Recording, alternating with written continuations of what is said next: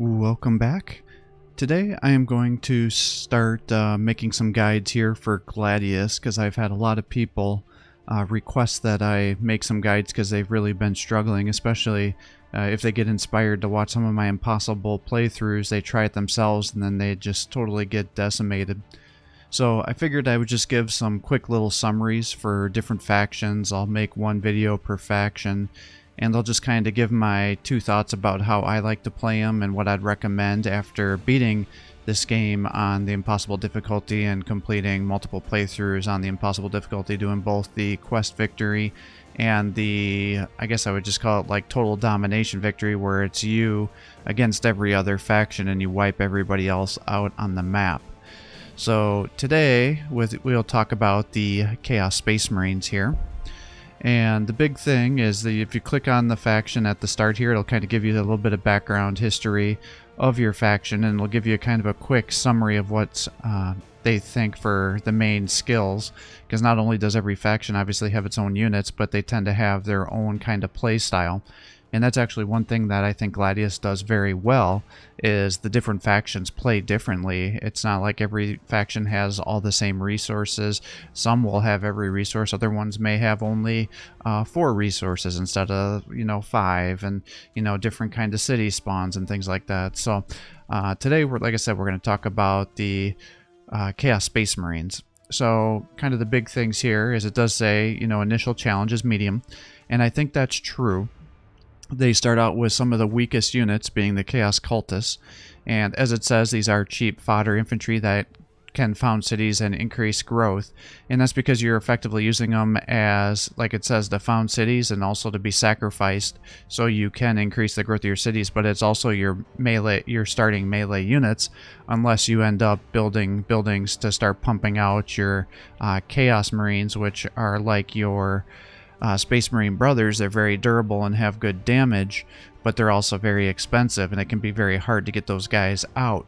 So as I go through my strategies, I'll kind of give you some ideas of how I like to go around and play these guys, and you can actually make it to be a very easy start, especially once you start to use your Master of Possession to just spawn a bunch of demon spawn, or Chaos Spawn, I guess they're called, which are a medium tier infantry unit at the start, and you can use that to just rapidly expand, and that makes it a very easy start. But if you get into a situation where you're getting attacked early on, or you're fighting, very strong enemies and you can't get those Chaos Spawn going and you don't have a good resource, then definitely it can be one of the harder starts here.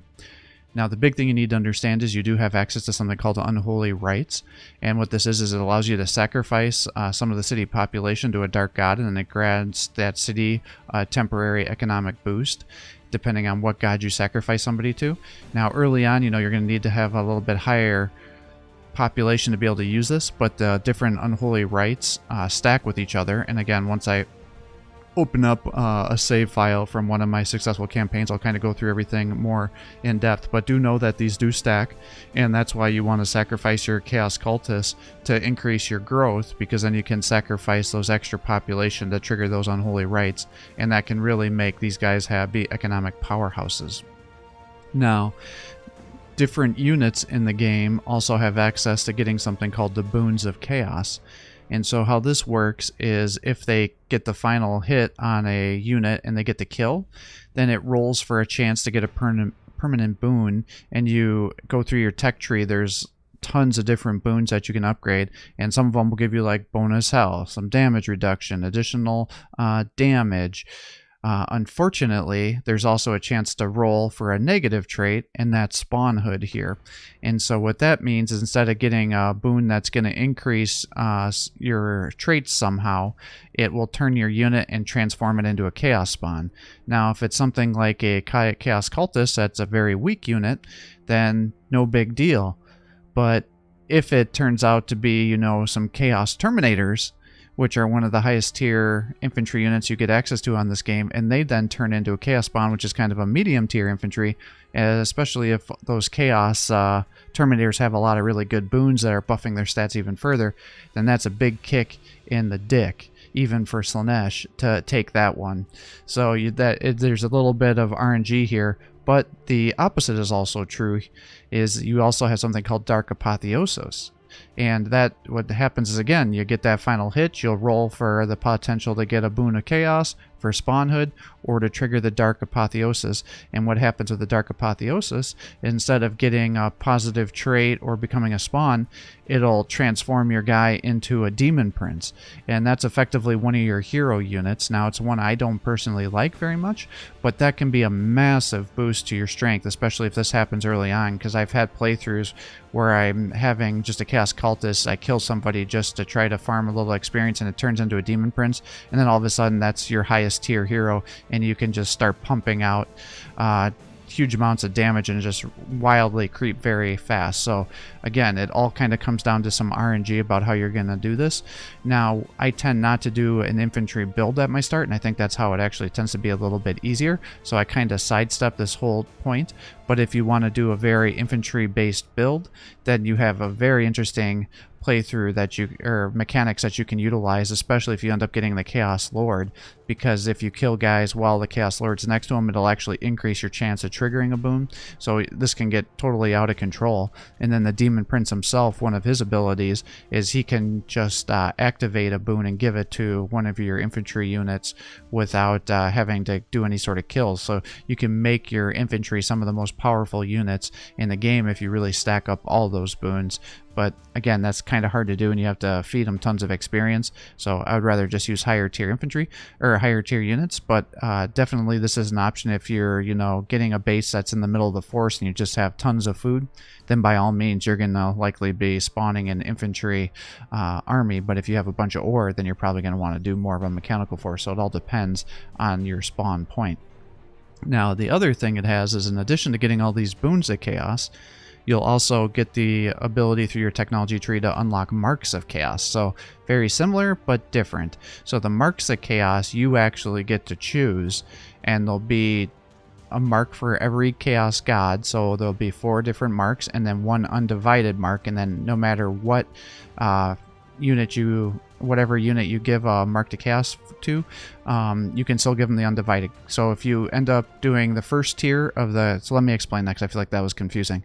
So if there's, you know, a Slanesh, Nurgle, Khorne, and Tzeentch marks, okay, and then each mark has 2 tiers, a tier 1 and a tier 2.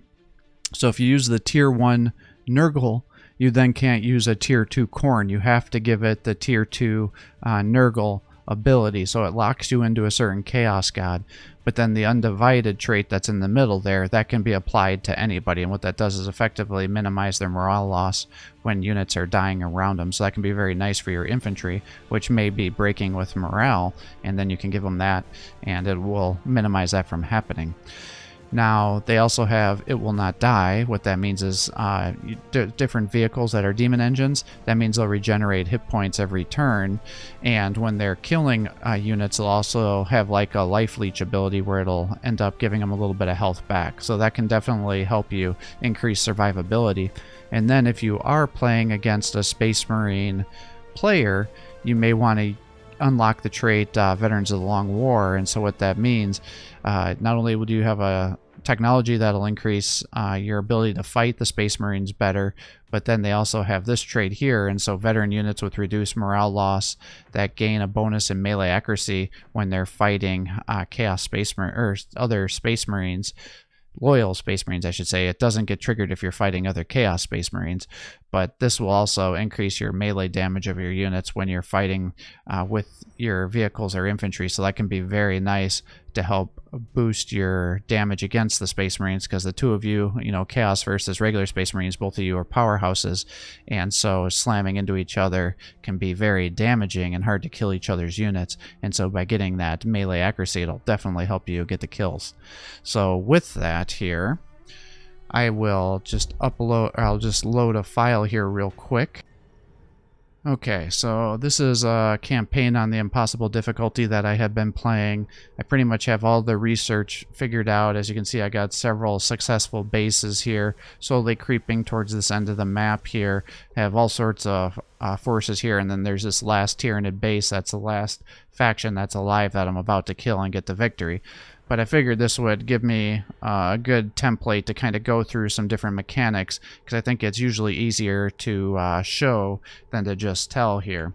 So the first thing you can see is as the Forces of Chaos, they do have every resource. So you have to manage every resource here. So you have food or electricity or energy, it's called, research, and then your influence here. And I neglected the influence for most of the game, so that was a mistake on my part because I had just such a high stockpile for most of the game. But after I started using all the abilities, you can see it's definitely pretty low.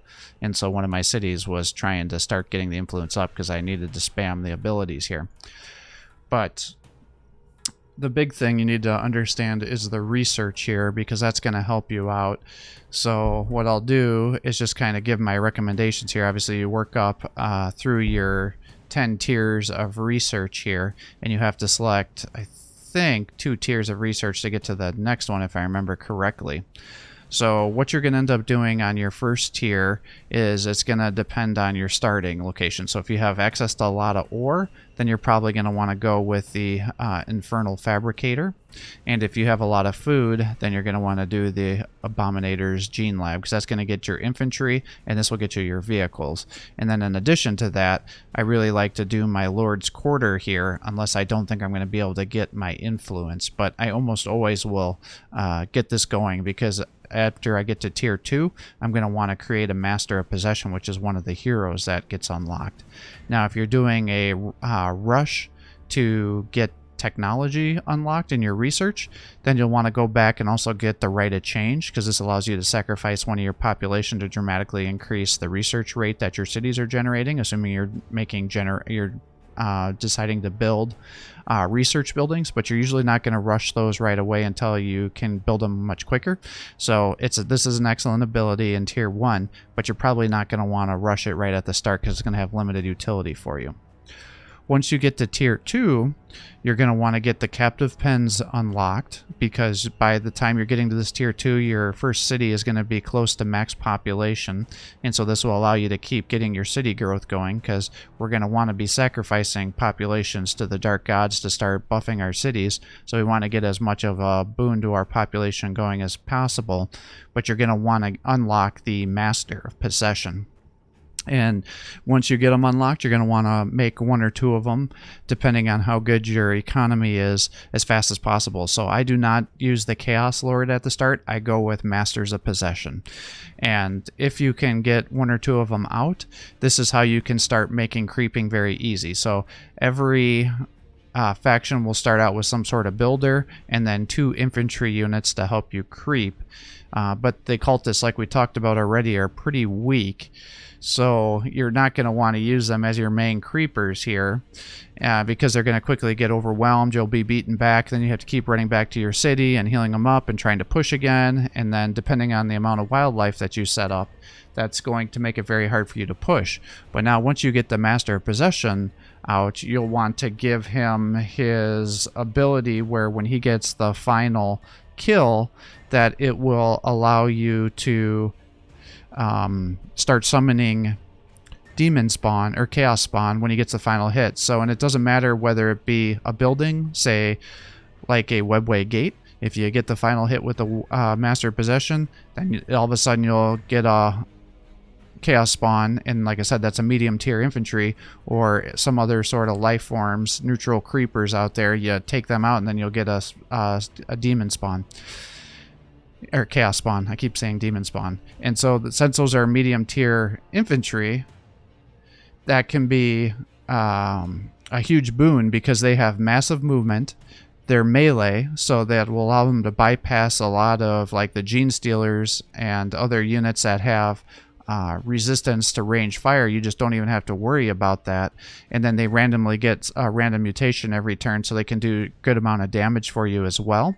And then you can heal them up pretty quickly. So all of a sudden, you know, you can just spam that ability. Now you'll want to put multiple points into it as he's leveling, because the more points you put into that ability, the faster it will be for you to be able to unlock additional chaos spawns. Because I think originally when you use it, it's like, I don't know, 5 or 6 turns, maybe 4, I can't remember. But then it goes down a turn or 2 every time you put another level into it. So that's how you can really start spamming a lot of those chaos spawns. But the big thing you got to remember is you still have to pay for upkeep. So before you start doing that, you'll probably want to make at least one food building, unless your population has not been going very well, or you've captured resource nodes on the map that are giving you additional food to supplement that. Because what you don't want to do is start putting yourself into negative food penalties when you're spawning all these chaos spawns. So that's just something to be aware of. But once you start getting, you know, several of those going, it'll just quickly spiral. Because in this game, when you're getting kills, it's not just the unit that gets the kill that gets the experience. It's anything that's within, I think, 2 or 3 squares of the unit that's being killed will get experience as well. So you'll just kind of move your guys as a big blob around the map, kill units, get them leveled up, and then really start to decrease the time to be able to spawn the next chaos spawn with a kill, and you can quickly get your army up, and then at that point in time you can run them back to heal, or if they get wiped out, depending on how many neutral armies are on the map, you may not even have to stop. You can just keep pushing and continually attacking and take massive parts of the map. And if you're playing on an impossible difficulty, you're probably not going to be able to kill another faction with a chaos spawn army, but you'll definitely be able to beat them back a little bit and fight off some of their encroachments if they're starting to move in and trying to build cities. As long as it's a real early city that hasn't been leveled up, you can kill cities with those chaos spawn. But typically you don't want to get into a one-on-one fight early on in this campaign, because you just won't have good enough anti-armor penetration to wipe out the cities, because for impossible difficulty the cities will start at level 5, and that means they're going to have a couple hundred HP at the very start, unlike your city, which may have, you know, 50 or 70 or something like that. So just take that into consideration. But this is the key when I'm playing to help me get a very successful campaign, is getting those Masters of Possession out early. So moving on to tier 3, you'll definitely want to get a Meadow of Sorrow, probably as your first upgrade here. And the reason for that is that by now your city should be getting high enough populations that you're starting to get loyalty penalties. And so you'll want to get this going, because you don't want to have cities that have negative loyalty, because they'll start to make your buildings be slower. It'll decrease your resources, and it'll slow your production speed. So that's a pretty heavy trifecta of penalties. And the higher your loyalty, the better your people will be working, which means your cities will be generating more resources. So having a high loyalty is always very helpful. And then the other thing I like to upgrade on tier 3 is getting a warpsmith going. And the reason for that is you're not likely to have vehicles coming out by now unless you've focused your research on that. But once you get the warpsmiths to level 6, I think it gives you, I think it's 12 ore and 12 energy per warpsmith that you have on the map. So that's several resource buildings worth of resources that you can get these guys going. And then by late in the game, you're going to want the warpsmiths to be repairing your vehicles, and they can do pretty decent damage at range as well. So you'll definitely want to get the warpsmiths going as well as the Masters of Possession. I usually will stop after 2 Masters of Possession, because it's just too expensive on an early campaign unless you've got a very intensive influence production. And then once I start getting vehicles, I'll usually get at least 1 warpsmith going. I typically can't afford 3 heroes right at the start, but if your economy is good, definitely get them out and start leveling them so you can rush to that level of 6 and start really boosting your economy pretty substantially, because the faster you can get that plus 12 for both of those resources when you're playing, you know, a game that may take 100 to 180 turns, depending on how many factions you're playing against. You know, that's a ton of resources over the length of a game, especially if you have several of these warpsmiths going. And as the game progresses, the more turns that have passed, the higher level your units will be at the start, and near the end of the game they may automatically start out at level 10, and you can just pop out those abilities right at the start. So these guys can definitely be major buffs to your economy, so take that into consideration. If you're playing against other human players, you're likely, again, this strategy is not going to work great for you. I mean, it will still be effective, especially the Master of Possession, but I'm assuming you're playing the AI on impossible difficulty. I should give that caveat here. If you're playing humans, then you're going to want to do things like the crack grenades to act as a weak anti-vehicle attack and things like that. but you're going to rapidly be overwhelmed by the impossible AI, so I'm just doing things to help you rush through this tech so you can start to fight off the impossible AI. If you're playing multiplayer, you know, you'll have to play by some different rules here, but I'm just focusing on a single player campaign here. I should give that caveat. So once you get up to tier 4, I will focus on getting the Warp Forge, because what this does is for every one that you build, it will decrease the production speed by 2. So let's say a building takes 4 turns to build. You build one of these, it goes down to 2, and then you build another one, it would go down to 1 turn for a building. So usually you want to get 1 or 2 of these depending on how well your city is functioning, so you can build any building in 1 turn. Sometimes on your first city it just takes 1, later in the game it sometimes takes 2, so it all depends on your game speed and how the production is going, but I will rush that. And then at this point in time, because I usually don't have much for bolt weapon users, I will then go for the Rites of Pestilence. And so this is the Nurgle ability for cities. And so if you sacrifice a population, it'll significantly increase the growth. And I'll show you that after I get out of the technology tree here. But that's typically what I would rush here. And as you can see, the Demon Prince, which is that Dark Apotheosis, that would be a tier 4 unit. So, you know, if you're still on tier 1 and all of a sudden you're unlocking a tier 4 hero, you can see how that would be very powerful to help you push quickly. But those are the 2 techs here that I tend to focus on.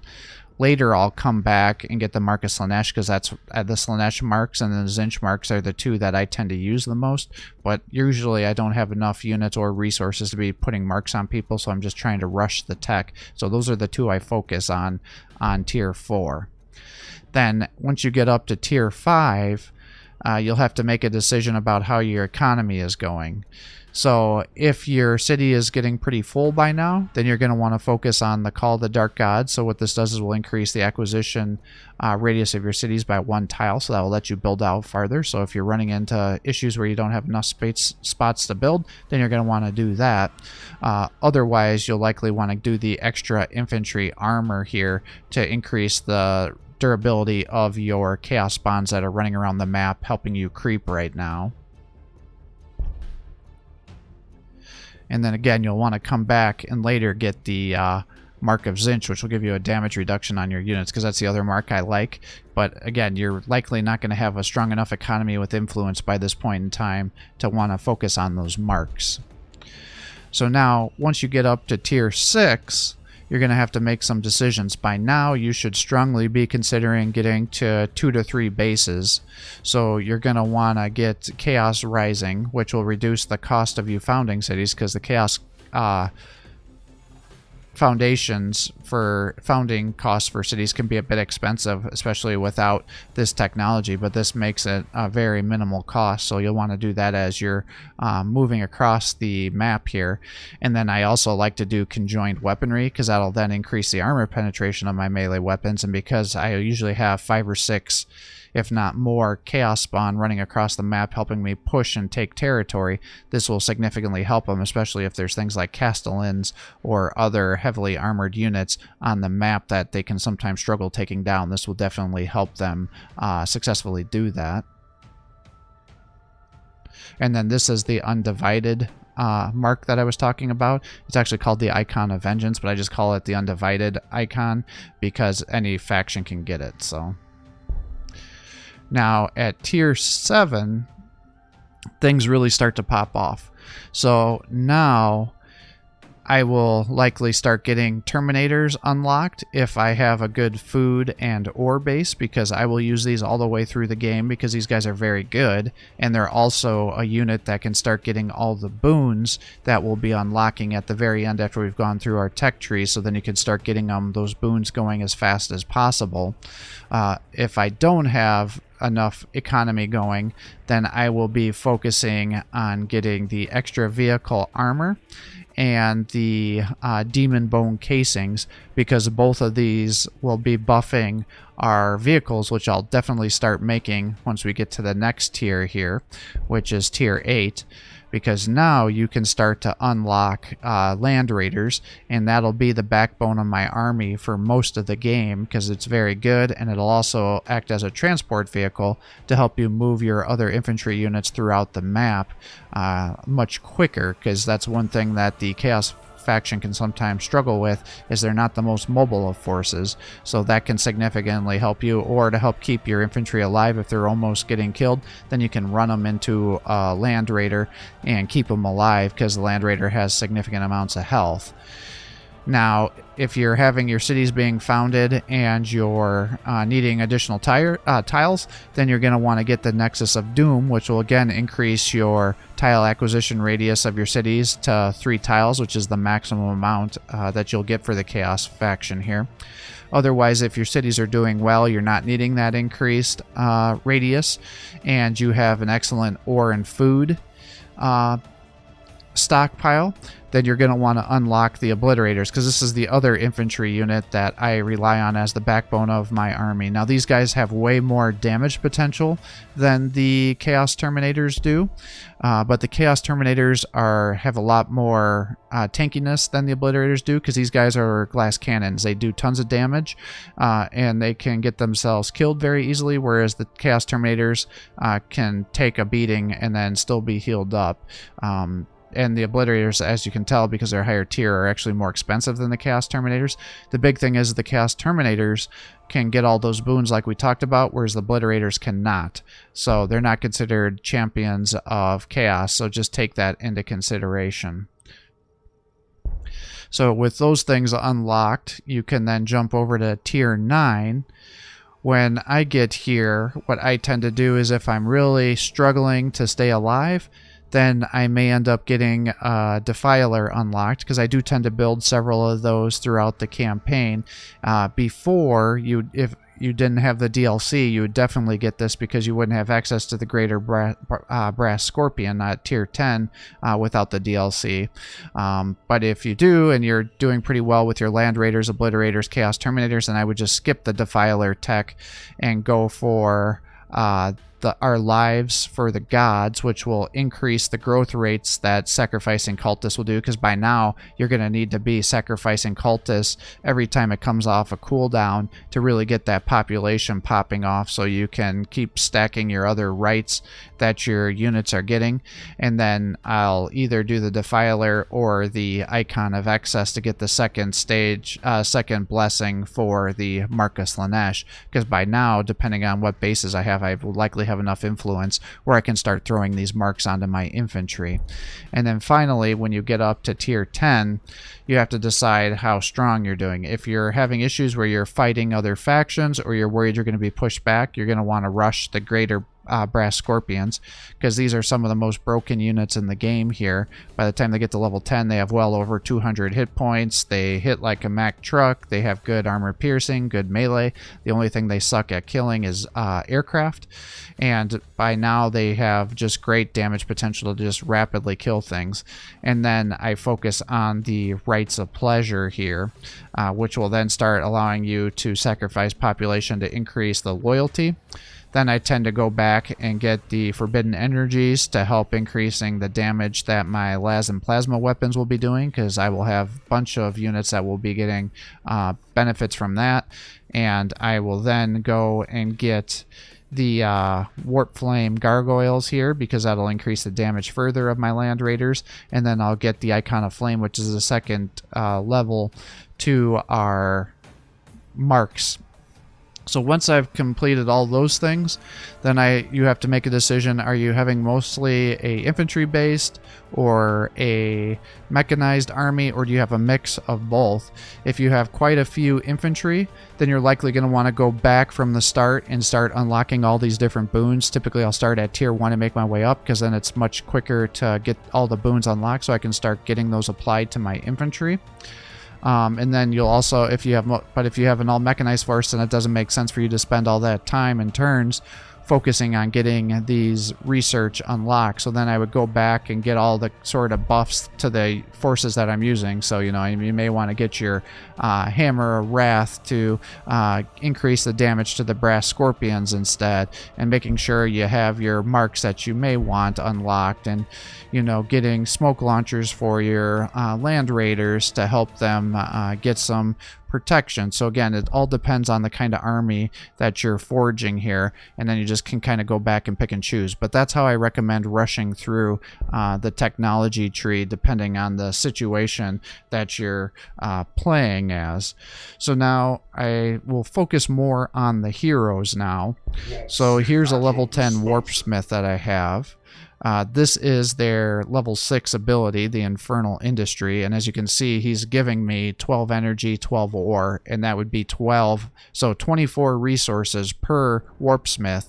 And so if you have, you know, 10, let's say 10 Warpsmiths, you're unlikely to be able to afford that many, but for just simple math, that would mean every turn you're getting 120 energy and 120 ore. So that would be more than enough to double my production that I'm getting already. And you can see with these kind of numbers, I'm already in the thousands. So you can see how these guys can just totally pop off. Now, they do have access to all the grenades as you get those unlocked, so that would help increase the damage potential of these guys, especially when they're low level.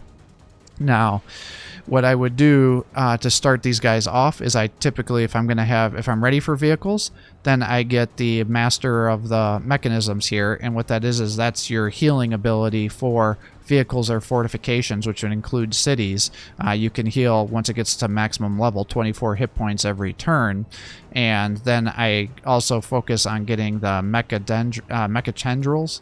And what this is it's a very powerful attack with excellent armor piercing, and it is a ranged attack. So if you're sitting there fighting, you know, the wasps that are sitting there and trying to kill you, and you're having trouble dropping them down, or the little orbs that are floating around, you know, aircraft, if they're starting to show up, then these guys can do significant damage, and it also gives them plus 300% attack. So, you know, that's good damage potential. And once you get to level 6, I'll always get the Infernal Industry going, and then as I'm leveling up the rest of the way, I'll get the Shatter the Defenses. Now, if you're in a death struggle with another faction and you're trying to kill a city, you may want to put at least 1 point into this early, because this does reduce the range damage reduction of whatever's in the tile, and that does include cities, which you'll normally have trouble taking down, and this can really help you destroy cities really, really quickly, because by the time it gets to max level, you're reducing the range damage reduction by 33%. This also works really well at helping you drop aircraft that may have major damage reductions with their other abilities, or against Drukhari, which by drinking all their potions and other abilities will have major damage reductions. This allows you to totally bypass that, and it lasts for 3 turns on whatever tile you apply it to. So just make sure you don't move your own units on there, because I think it does lower your defenses of your own units, but I'm not 100% sure of that because I've never actually tried it. But just be a little cautious. But that's how you'd build out your Warpsmith. Now your Demon Prince here is, and you can just see by this point in the game, I just have all these different abilities going on here, but he benefits from the Hammer of the Wrath ability. So this is a free action, so you click that and it increases his damage for his attack by 25%. He has several abilities, so he has a passive ability, being the Prince of Chaos, so anything that's within 1 tile of him will get an accuracy increase, which is nice because that'll increase the damage potential of the units. He has the Boon of Mutation, so pretty much you can just click, and this does take an action, and it also consumes his movement, and then you just click this ability and then click somebody that's next to him, and you'll give him a random Boon of Chaos. So if you're doing a very heavy infantry build, or you have other heroes nearby and there's nobody to kill, then by all means give somebody a mutation to help them go and become stronger.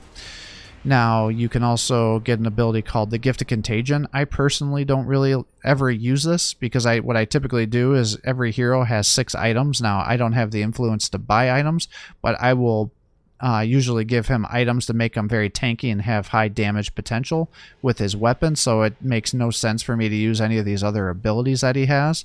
But if he didn't have the resources, and especially if he's low level, then doing these other abilities can make sense. So the Gift of Contagion effectively blights an opponent infantry unit or monstrous creature. That's what you really want to do it on, to increase the amount of damage that it does. And then it lasts for 3 turns, and it makes it so they become much less powerful, and I think it also hurts them as well. So, you know, you can do some decent damage early on against units that you may be struggling against, because it has good armor piercing, and if you don't have good armor piercing weapons at the start, then that can definitely help you. You also get access to Sensory Overload as one of his as one of his abilities. And the big thing for this is this has very minimal armor piercing, so it's meant to be used more against infantry. But what it does is it effectively pins units down, so it makes it so they can't escape as easy. So it'll allow you to more easily get the kills, so the enemy can't pull away from you. And then it is considered Witchfire, so it typically will get past a lot of damage reductions much better than just regular attacks will. And then its level 6 ability is the Breath of Chaos. And what this is it has level 6 armor penetrate, and it doesn't do a ton of damage. However, if you use it against infantry unit or a monstrous unit, it'll get a bunch of bonus damage, so it can do decent damage. But again, once you get this guy fully kitted out with better items, then these abilities are like nothing compared to the damage you can do with him just regularly attacking. So I'm not a huge fan of this hero. I almost never build him, because by the time I start getting late game, I usually will have bases set up that'll have huge amounts of ore, so I just go with a heavy mechanized build. But if you're doing an infantry build, this guy can be very nice, especially when you use a Chaos Lord with him to help really rapidly get some Chaos boons going here. So for your other heroes, let me just arrow over here. So this is what a Master of Possession would look like. And like I had mentioned, this Possession is the ability that you would want to start out with to rapidly get these things going, so you can start spawning the chaos spawns when you're killing a unit. So, and like I said, as you level it up, you can see it's level 3 of 3, so it effectively has a 1-turn cooldown. But every time you get a kill with this guy getting the final attack, it'll then spawn a demon spawn here, so that's very nice.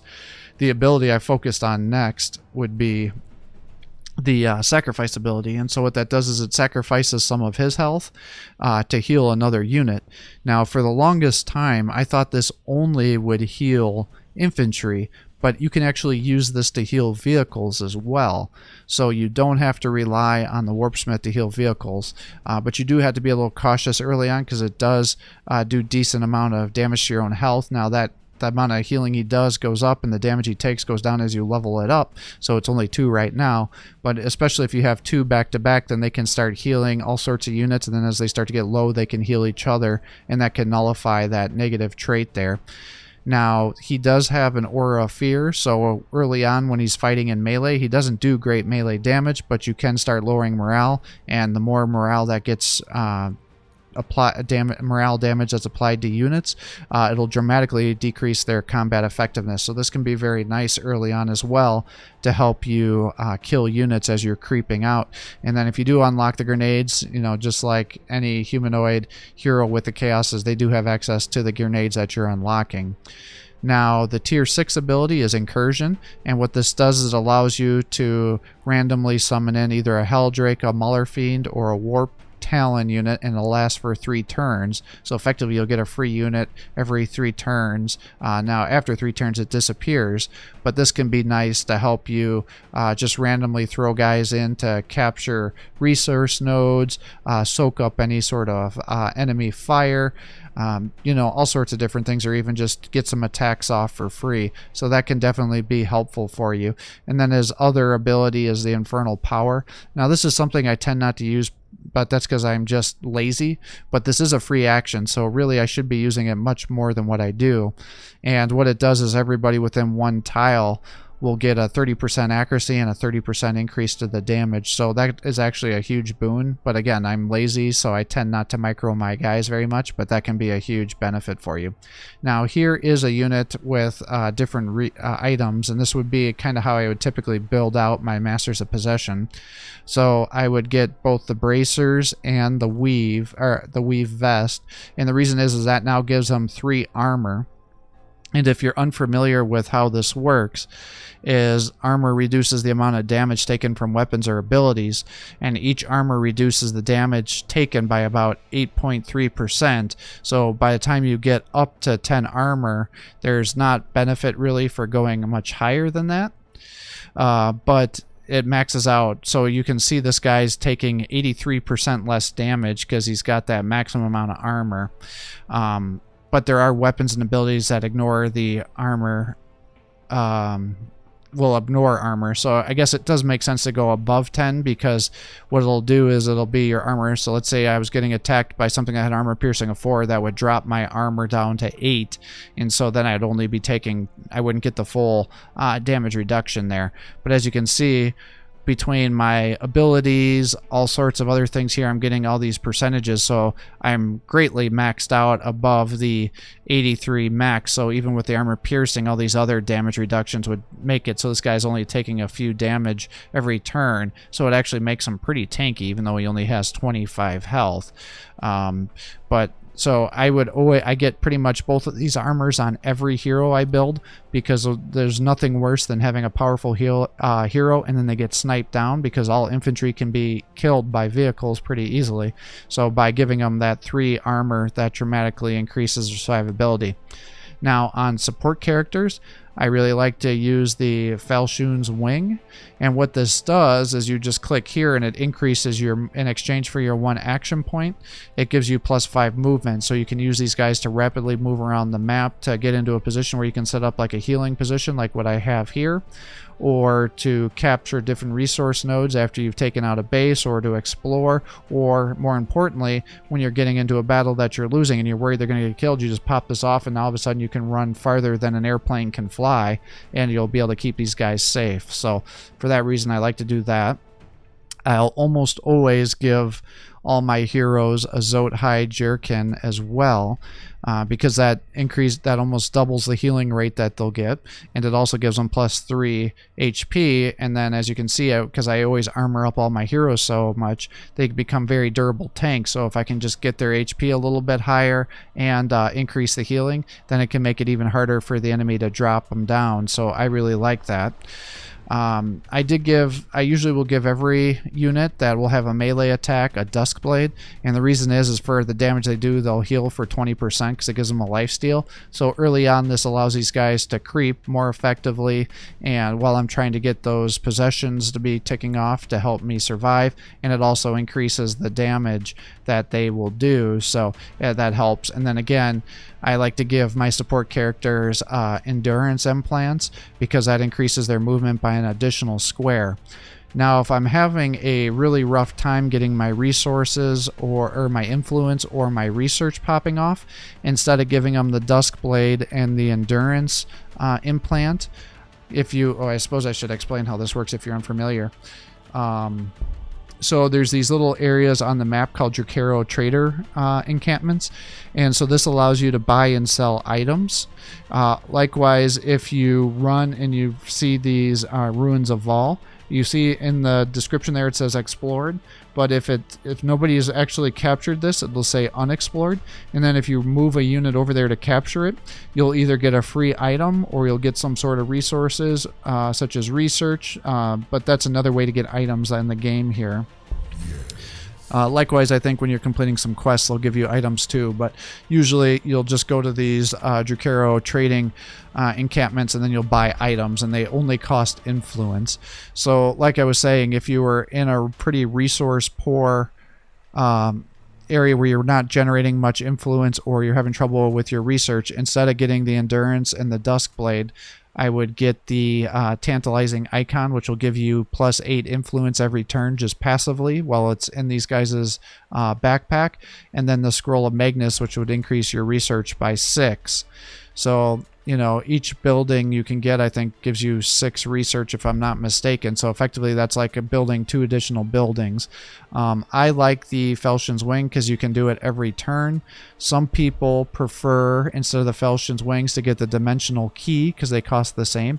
And what this does is, I think every 5 turns you can effectively teleport to any point on the map that you've had explored that's not covered by another unit, so that can effectively be massive for you. But again, it has a 5-turn cooldown, so if it's on cooldown and they get surrounded and you can't run away, well then your guy's gonna die, whereas the Falchions Wing will allow you to every turn move 5 tiles in exchange for your action points.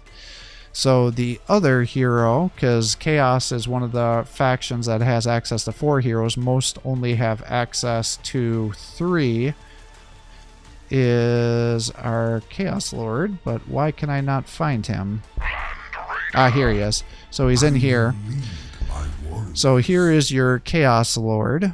And so he is the definition of a melee tank. You can get them significant amounts of armor. As you can see, I didn't have enough influence to kit them out fully. But for these guys, I like to give them concealed weapon systems because that increases the amount of attacks that they do in melee by 25%. So that can be very nice to increase the amount of damage that these guys will be doing. And then ideally, if I had the resources, I would give them more melee weapons too. So that could either be the Axe of Blind Fury to help them do more splash damage. You can give them, I typically prefer to do the Morning Blade of Lazaric because it increases the armor penetration by 2 and the damage by 25%. So that can be very powerful to help you. Some people like to do, again, the Endurance Implants because it increases their movement, but the big thing is just realize you can't buy multiple of the same item. It doesn't stack, so you can't be like, oh, I'll spend extra and get 2 weave vests to get 4 armor instead of 3 between the +2 and +1 with the bracers, so you can't stack all that stuff together. But that's typically how I like to build these guys out, is I'll give them this and then the Morning Blade, because you can have multiple weapons that will stack. If you have somebody that really does a lot of burst damage like that, then you know the Power Gauntlet isn't a bad option as well. But that's how I typically like to build these guys. And then again, because he is a humanoid hero, he has access to every grenade type. His abilities here are really meant to be for melee. So if you're fighting a faction that's going to be fighting you in melee, then doing this Ichor Blood can be very powerful, because what it effectively does is you activate this, and then anybody that does damage to you in melee, you reflect the amount of damage they did to you plus 300 or times 300%. So, you know, if you're sitting there fighting, you know, a Brass Scorpion that's doing massive damage to you in melee, and as you can see, as it gets to level 10, it has almost 300 hit points, which is the most of any unit in the game. It would reflect 300% of the damage back to it. So this can make it so melee units effectively can't attack your Chaos Lord until that ability wears off, where you can easily bypass it with ranged attacks. So just be aware, if you're fighting a ranged faction, then this is a wasted ability and you don't want to do it. He has access to the Worthy Offering, which is another one of his abilities, and effectively this is a passive ability, and what this does is it increases the chance of any units that are within 1 square of him or of him to get those Boons of Chaos, which are those permanent stat increases. So, you know, let me see here. So he's got like, so some of those would be like the Crystalline Body here, so that increased his hit points by 25%. And then he got Dark Glory, so he's got 30% damage involved. And then he's got the, oh, well, that kind of despair something different. He's got the Mechanoid Body, which gives him +2 armor. He's got Temporal Distortion, which gives him +1 movement. You know, Veterans of the Long War is not a boon. He's got Warp Frenzy, which gives him 17% more attacks. So you can see how once you start stacking all those blessings, it dramatically increases the power of your Chaos Lords. Now the Master of Possession and the Warpsmith can also get those boons. You know, these infantry can, not the obliterators though, like we already discussed. So if you're doing an infantry based army, or later in the game when you start having a bunch of Terminators, then you're going to want to get a couple of Chaos Lords to start increasing their capabilities to getting those blessings.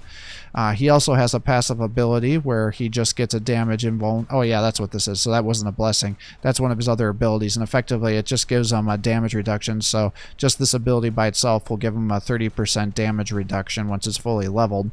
And then his tier 6 or his level 6 special ability, because at level 6 every hero gets a special ability, is the Exalted Strike. And what this does is allow you to do a devastating attack with to a unit that has less than 50% health, and that can effectively let you one-shot most units in here unless they have like a crazy amount of health, like that Brass Scorpion here. You know, you're not going to do 200 damage to that unit if he's at half health. If you use it to on an ability on somebody that's not half health, then you're not going to do very much damage. So it's really meant to be a killing strike.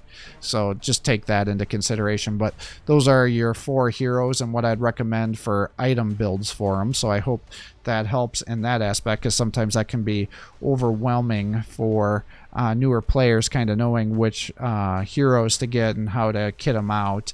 Like I said, at the start you're likely not going to be able to get them fully kitted, but later in the game you'll certainly have enough influence where you can start to do that. So as we discussed already, you know, here's your Chaos Cultist here. He's got a bunch of attacks and things, but they have like no armor piercing here. So unless they're just fighting the lowest tier units, they're not going to be able to do much for damage. But the big things for them is you can use them to found cities, and that's how you can get new cities. So pretty much you can found the first city, and there'll be no loyalty penalties. You can only found cities at least 4 tiles away from another city. So just take that into consideration, and you'll want to make sure that you're doing that, because if you can get these cities founded close enough where they start encroaching on each other's territory, and so effectively you're wasting tiles if that happens. So take that into consideration when you're founding the cities.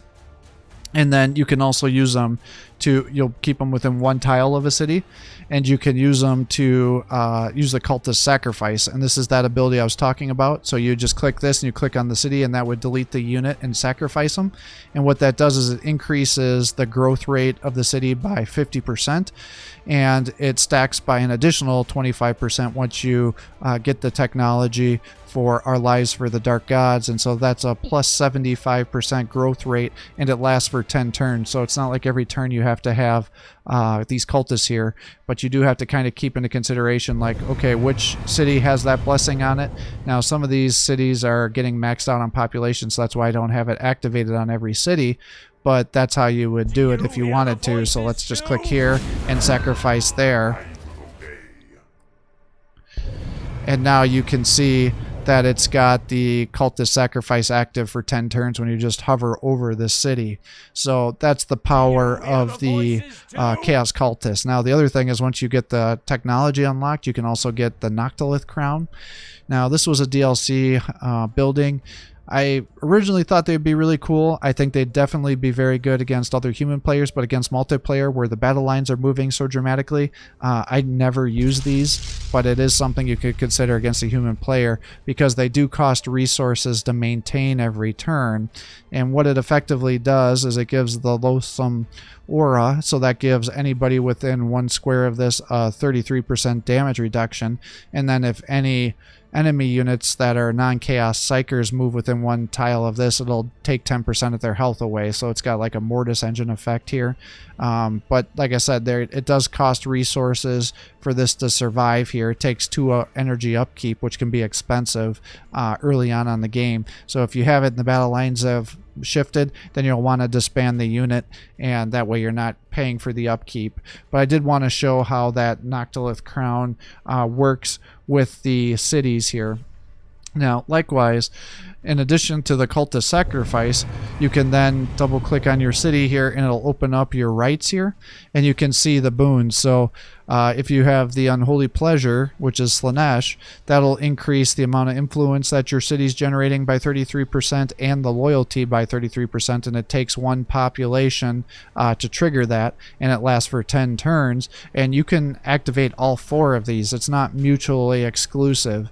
So if you are not getting enough production buildings or you don't want to spend the resources and city population to have these production buildings, well, then you can use the Rite of the Blood, and that'll increase your production rate by 33% for the cost of one population. If you use the Rite of Pestilence, then that increases the amount of food that you're generating by 33% and your city's growth rate by 33%. So if you stack the Rites of Pestilence with the Cultist Sacrifice, effectively you should be generating populations every turn to help you rapidly expand your cities. This is how the Chaos Forces, if you're playing against them on the Impossible difficulty, will end up having like 5 or 6 fully kitted out cities that have amazing populations, is because they can really just get out of control if you stop them.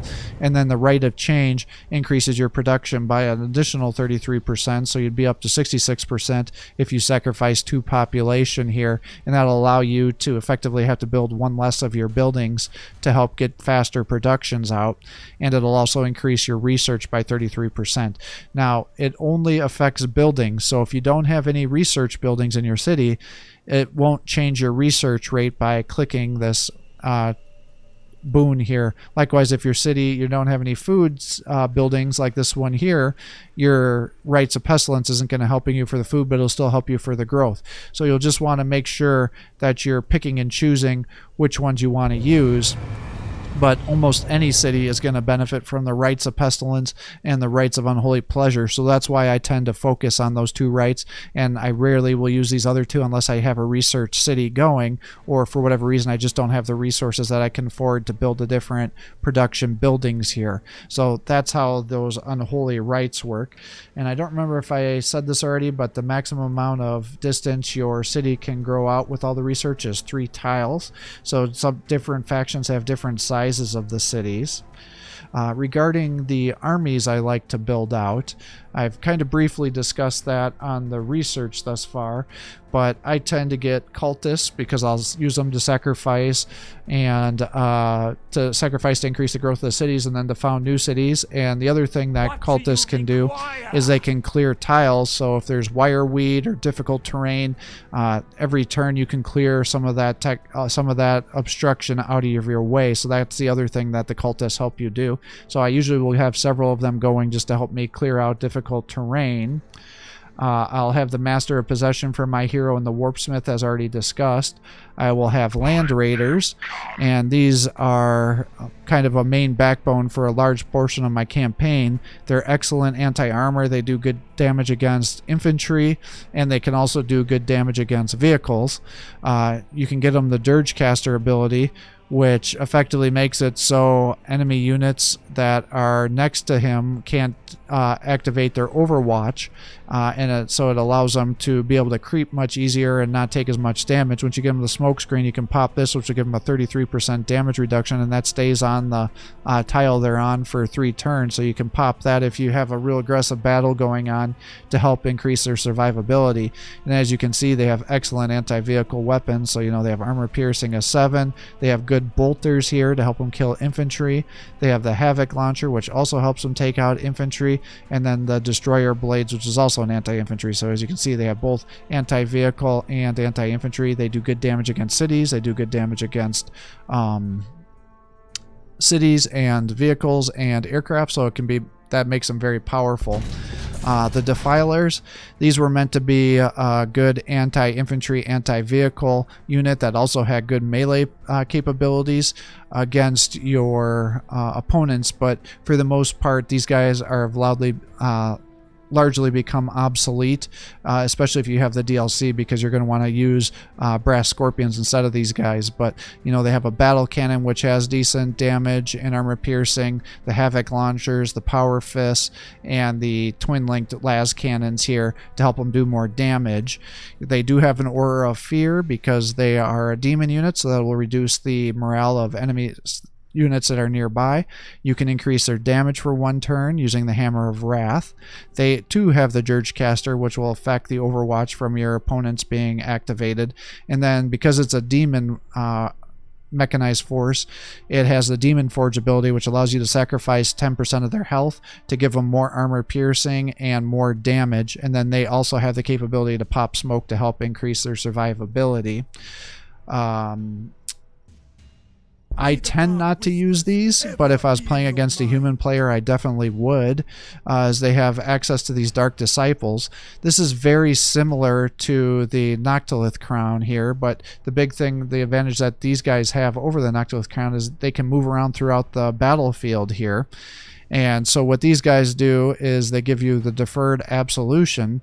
And so what this does is everybody that's within 1 tile of these guys gets a 13% damage reduction, so it makes your opponents have to sit there and focus fire these guys down, and as they level up they actually get decent amount of health that will require multiple attacks. Now obviously, just like any unit in the game, they do have the capability of attacking, but they just aren't very good combatants.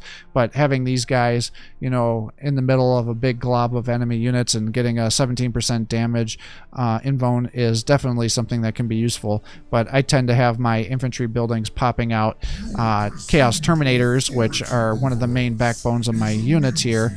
This is also a DLC unit, but they have really good power swords, and they have pretty weak bolt guns, so it's good against killing light armored infantry at range, or pretty much anything in melee, especially once they start getting all their boons going. But the big thing to know about them is they have combi weapons. So it's not just this weak-ass bolt gun that they have, but they have the combi plasma. And what that is it's an activated ability.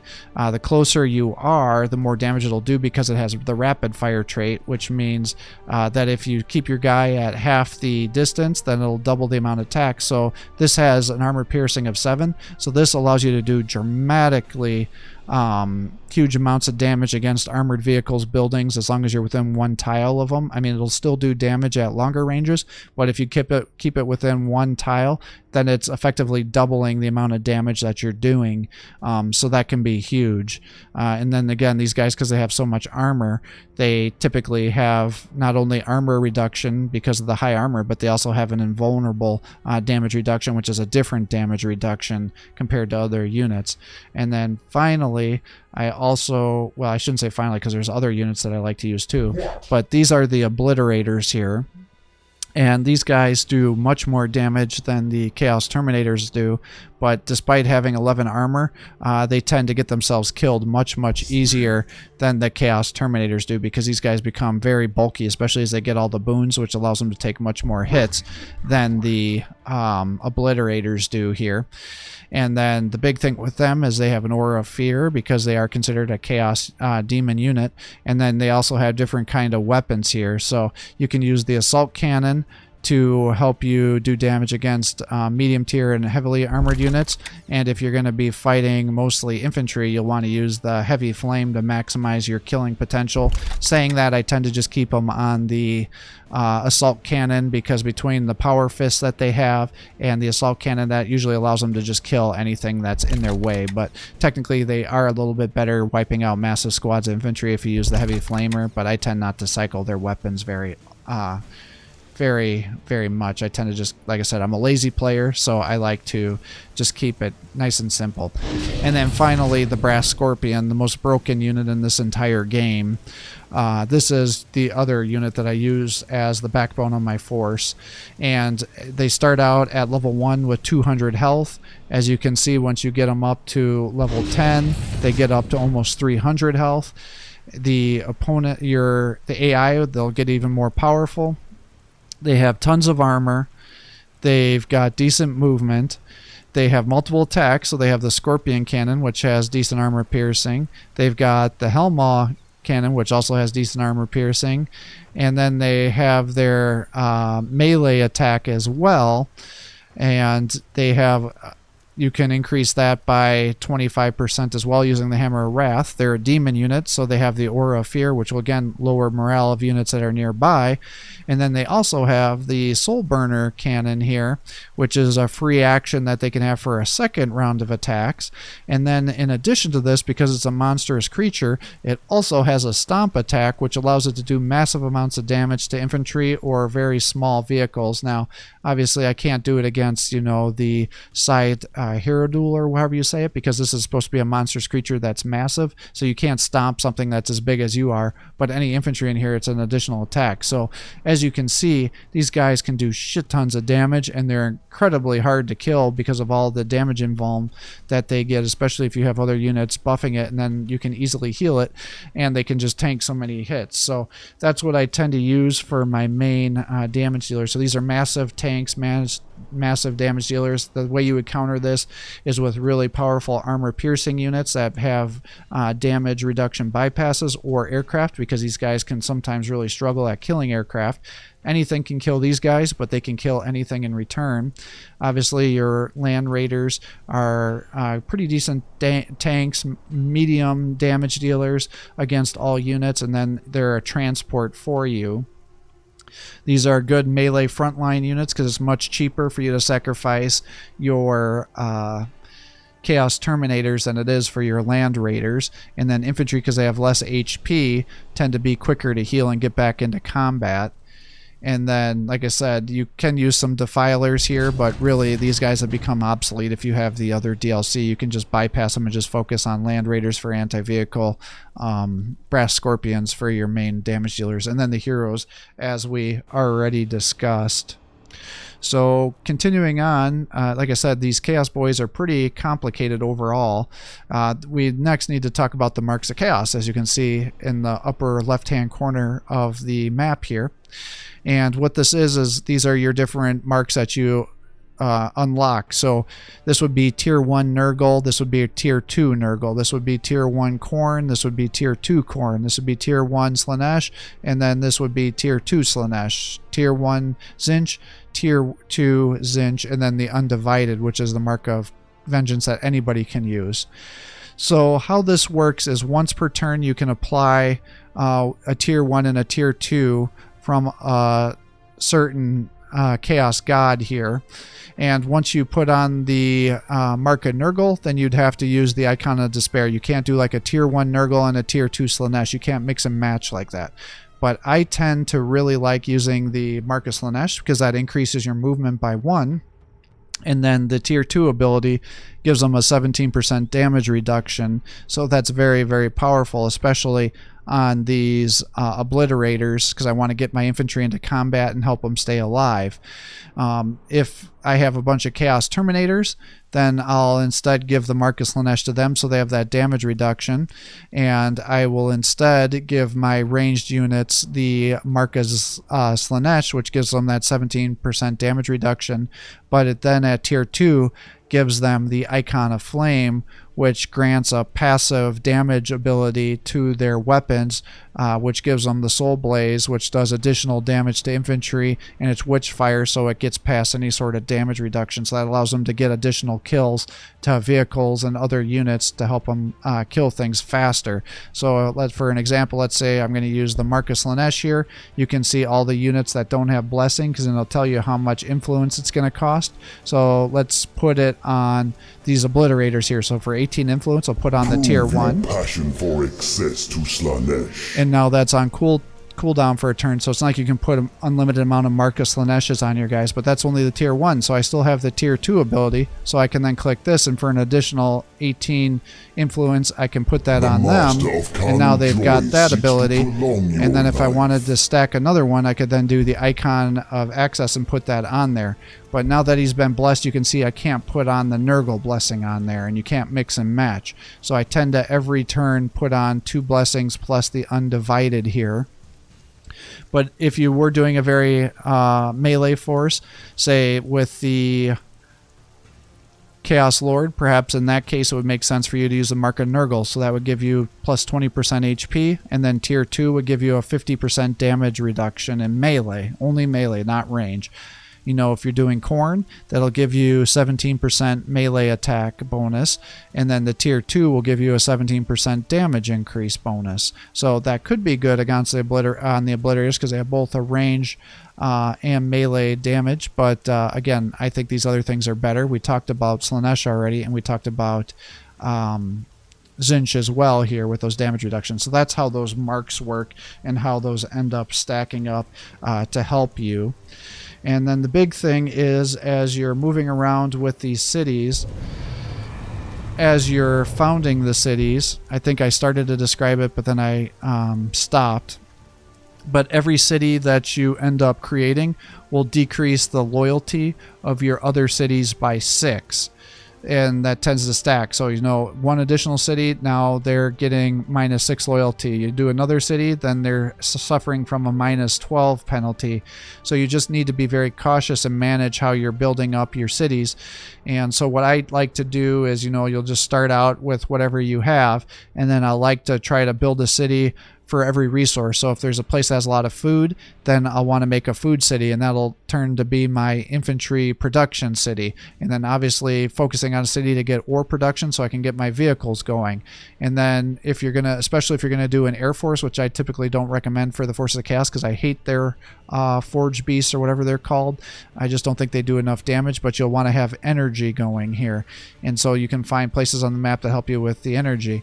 If there's locations that have a lot of research and you're going really slow, especially if you're not playing on very fast pace, then you're going to want to focus on a research city. And then again, focusing on influence as well. And as you're building each one of these cities out, you can do that. Now, this is a faction that can get unlimited amount of cities.